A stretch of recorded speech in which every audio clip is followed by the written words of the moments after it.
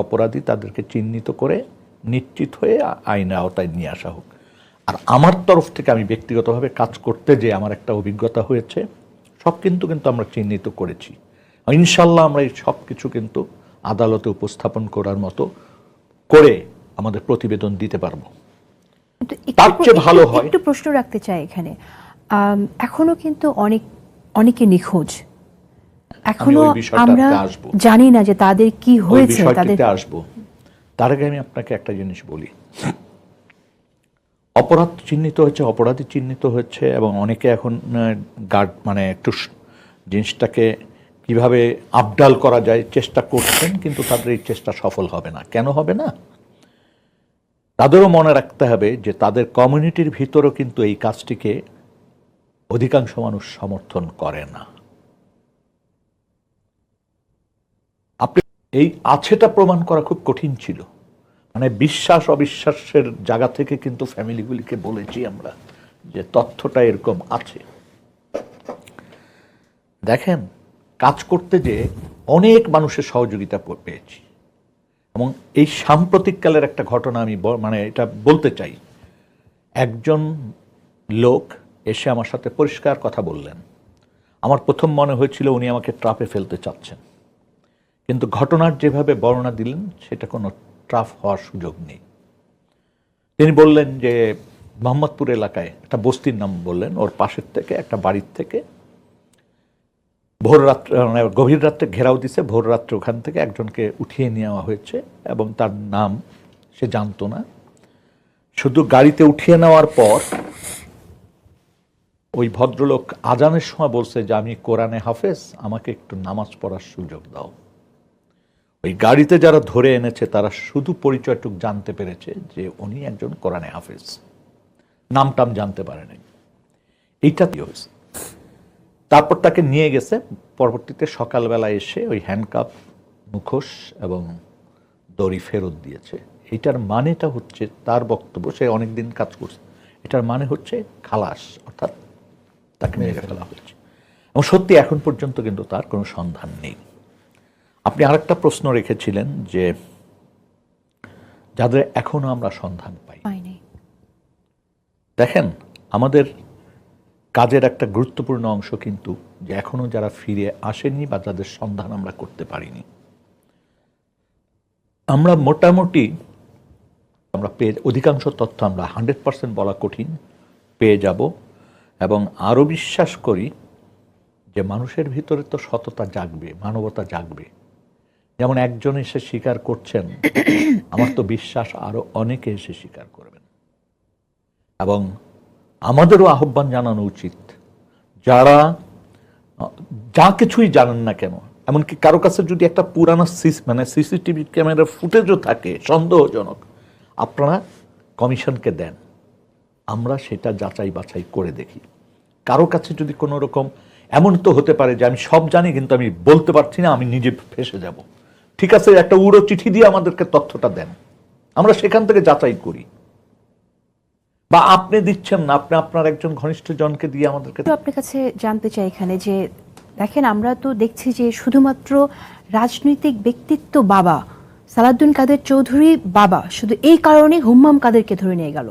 মীর কাসেমের সন্তান হওয়ার কারণে আরমান কিন্তু গুমের শিকার হয়েছে। এবং যে ভয়াবহতা, যে নির্মমতা নির্যাতনের, এইটা কেন? এটা কি মনস্তাত্ত্বিক কোনো সংকট থেকে? আপনি কি মনে করেন? আমার যেটা আমি এই কাজটা করতে যে আমার যেটা মনে হয়েছে, যারা ক্ষমতায় গিয়েছিলেন তাদের ক্ষমতায় যাওয়ার বিষয়টা নিয়ে কিন্তু প্রশ্ন রয়েছে। সুতরাং সবসময় তারা ভীত ছিলেন তাদের ক্ষমতা ধরে রাখার ব্যাপারে। এবং আপনি প্রথমবারের থেকে চিন্তা করেন, সবসময় কিন্তু আন্দোলন তৈরি হওয়ার চেষ্টা ছিল, আন্দোলন করা হচ্ছিল, নানাভাবে আন্দোলনকে ধ্বংস করার চেষ্টা হয়েছে, কৌশল প্রয়োগ করা হয়েছে, শক্তি প্রয়োগ করা হয়েছে, পার্শ্ববর্তী দেশের সাহায্য নেওয়া হয়েছে, পার্শ্ববর্তী দেশের একজন সচিবকে এনে নির্বাচনের পরিবেশটাকে চেঞ্জ করে দেওয়া হয়েছে। এগুলি তো হয়েছে, পার্শ্ববর্তী দেশ ভারত, এবং আমাদের দেশের সেনাবাহিনীর একটা বড় অংশ সমর্থন জোগাড় করা হয়েছে। এবং এমনভাবে এখানে আপনি যেটা বললেন যে ভারতের অনেকে এখানে সাথে এই অপরাধের সাথে সম্পৃক্ত ছিল, সেই এভিডেন্স আছে, সেই জায়গা থেকে দেশের একটা বিচার, কিন্তু আন্তর্জাতিকভাবে এই যৌথ দুই দেশের অপরাধীর কিভাবে বিচার সম্ভব, তাদের বিচারটা কিভাবে সম্ভব হবে অন্য দেশ থেকে যারা সম্পৃক্ত ছিল? এই আমরা কি এটা আন্তর্জাতিকভাবে এটা করতে পারবো কিনা? আপনারা এই সেরকম কোনো ক্ষেত্রে আমার যেটা মনে হয়, আমার অভিজ্ঞতা এই ক্ষেত্রে খুব একটা বেশি নেই, তবে আমি যেটা মনে করি যে এই ধরনের অপরাধের ক্ষেত্রে এই এই মানে জাতিসংঘ বা এই ধরনের সংস্থাগুলিকে আমাদের মানে ব্যবহার করতে হবে। আপনি বালির ঘটনা যদি খেয়াল করে থাকেন, সুকরঞ্জন বালি। সুকরঞ্জন বালি, এই ঘটনা কিন্তু অনুসন্ধান করেছিল হিউম্যান রাইটস ওয়াচ, আন্তর্জাতিক একটা সংগঠন, আমরা কিন্তু না। তারাই কিন্তু তাকে ভারতে পেয়েছে কারাগারের ভিতরে, এবং ফ্যাক্টসটা বেরিয়ে আসছে তাকে কেন এই ঘটনার সম্মুখীন হতে হয়েছে। এবং এই যে এখন ফ্যাক্ট ফাইন্ডিং মিশন ঘুরে গেল আমাদের গণহত্যার ব্যাপারে, আমাদের দেশের জুলাই আগস্টের ব্যাপারে, আমাদের এই ফাইন্ডিংস যদি হবে এটার তদন্ত গড়াতে পারে, আমরা কিন্তু পৃথিবীর বিভিন্ন দেশে এর নজির আছে। ধন্যবাদ আপনাকে নূর খান লিটন। ফয়েজ আহমেদ, আমি আপনার কাছে জানতে চাই যে আপনারা তো এটা বলছেন, প্রধান উপদেষ্টা বলেছেন যে 700 থেকে 800টি আয়নাঘর আছে, এটা এখন আমরা শুনছি সারা দেশে আয়নাঘর আছে। কোনো কাজ চলছে, আমরা কি জানতে পারবো কোনো সুনির্দিষ্ট তথ্য? আয়নাঘর বলতে এরকম গোপন বন্দিশালা বন্দিশালা আছে, নির্যাতনের যে সেল, এটাকেই বুঝিয়েছেন আসলে।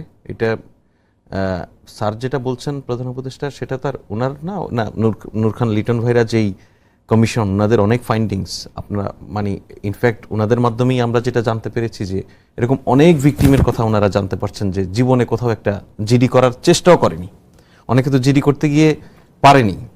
তো এটা যেমন একটা, আরেকটা হচ্ছে কখনো কখনো আমরা যেমন দেখেছি যে এরকম অনেক ব্যক্তির সন্ধান আমি নিজে যখন সাংবাদিকতা করেছি আমি দেখেছি এই ব্যক্তির গুম হওয়ার কারণ কি এটা খুঁজে পাওয়া যায়নি। কোনো ব্যক্তির গুম হওয়ার কোনো কারণ নেই। মানে ফয়েজ আহমেদ, আরেকটি প্রশ্ন, আমাদের সময় শেষ হয়ে যাচ্ছে। আপনারা খুব গুরুত্বপূর্ণ একটা কাজ করলেন যে আয়নাঘর নিয়ে আমরা শুধু শুনছিলাম, সেটাকে বিশ্বের সামনে তুলে ধরা, এই কাজটা করতে গিয়েও কিন্তু একটা সমালোচনা হলো। এই সমালোচনাটা আসলে কেন হলো? যেমন আপনারা গুমের শিকার ব্যক্তিদের নিয়ে একটি সংগঠন কাজ করছে, অত্যন্ত মানে ভয়াবহ সময়ে কাজ করে গেছে, সেই সংগঠনের থেকে আপনারা কাউকে ইনভাইট করলেন না। মাইকেল চাকমাকেও আপনারা ইনভাইট করেননি, তাই না? তো মাইকেল চাকমা 5 বছর কিন্তু আয়নাঘরে বন্দী ছিলেন। এটা আসলে কেন হলো? এই সমালোচনাটা মানে সুযোগ কেন আপনারা সৃষ্টি করলেন? এটা কি ভুল করে হয়ে গেছে নাকি? আপনি না, হুট করে হওয়া আর না হওয়ার বিষয় নয়। বিষয়টা হচ্ছে যে আজকে আরমান ভাই বলতে পারতো আমাকে কেন বাদ দিয়ে গেল, হুম্বাম ভাই বলতে পারতো আমাকে কেন বাদ দিয়ে গেল।